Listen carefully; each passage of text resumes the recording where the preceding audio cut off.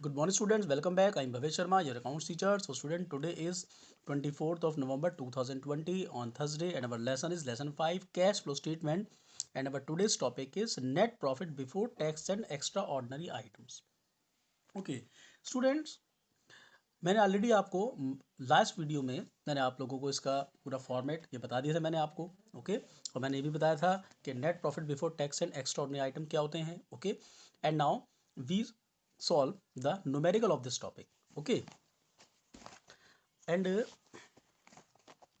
so students, this is the topic net profit before tax and extraordinary items. Okay, and student, we solve question number 6.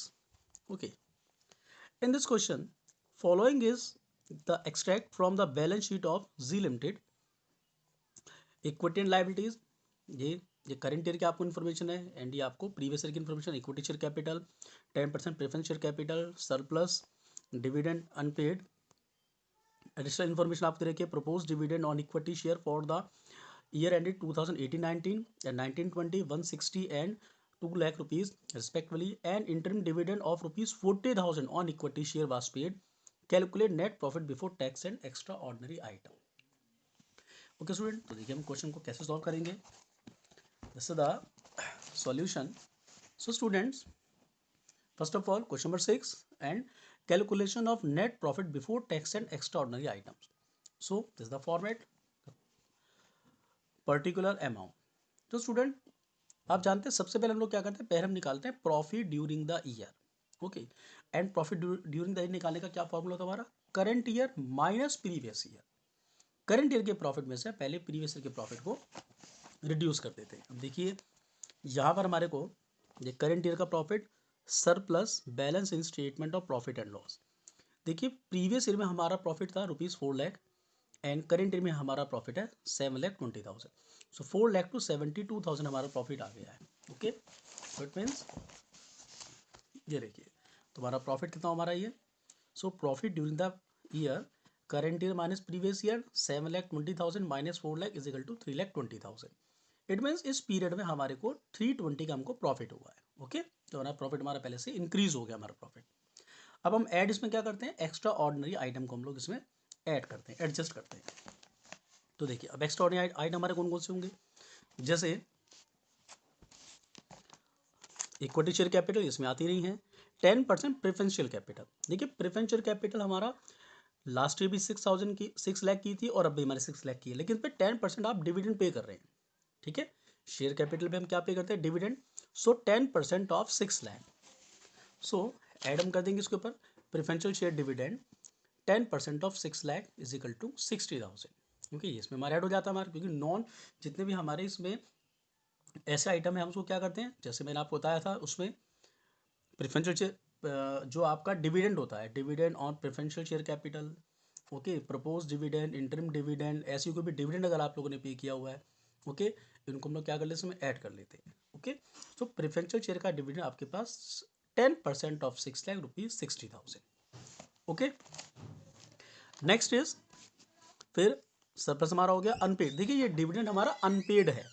Unpaid में जो आप लोगों ने पे ही नहीं किया है तो हम इसको क्वेश्चन में कहीं भी रिकॉर्ड नहीं करेंगे.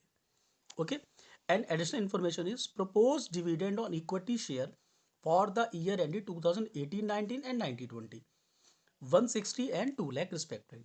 स्टूडेंट बच्चों, in case of propose dividend, propose dividend क्या होता है कि कंपनी डिक्लेयर करती है.